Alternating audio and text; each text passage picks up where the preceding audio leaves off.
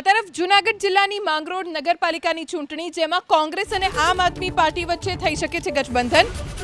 જાણકારી મળી છે તે મુજબ અગાઉ પ્રદેશ કોંગ્રેસ અધ્યક્ષ શક્તિસિંહ ગોહિલ સ્પષ્ટતા કરી ચૂક્યા છે કે કોઈ પ્રકારનું ગઠબંધન રાજ્ય સ્તરે નથી થવાનું, પણ સ્થાનિક સ્તરે આપ અને કોંગ્રેસના સ્થાનિક નેતાઓ વચ્ચે સમજૂતી થાય તો જિલ્લા સ્તરે ગઠબંધનને અનુમતિ આપી શકે છે।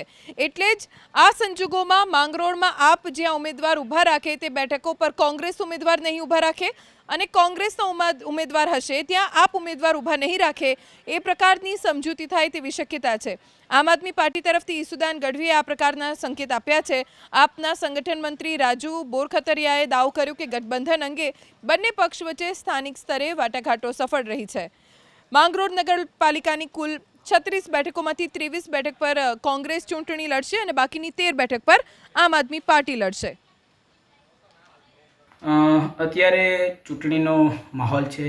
જૂનાગઢ મહાનગરપાલિકા અને 6 જે નગરપાલિકાઓ છે તેની ચૂંટણી ડિક્લેર થઈ ગઈ છે।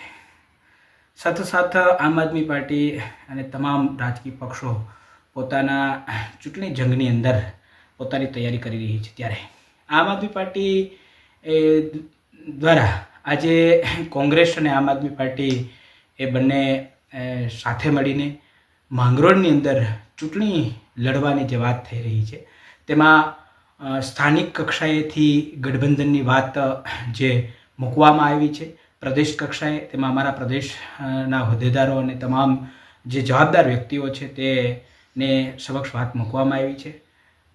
સ્થાનિક ટીમ દ્વારા કોંગ્રેસ અને આમ આદમી પાર્ટીની સ્થાનિક ટીમ દ્વારા એક જે પ્રપોઝલ હતું એ ફાઇનલ કરી નક્કી કરવામાં આવ્યું છે અને ગઠબંધનની સાથે 13 જે સીટો છે એની ઉપર આમ આદમી પાર્ટી ચૂંટણી લડશે અને 23 સીટો ઉપર માંગરોળ નગરપાલિકાની અંદર કોંગ્રેસ ગઠબંધનની સાથે આ જે ચૂંટણી છે ચૂંટણીની અંદર લડવાનું છે।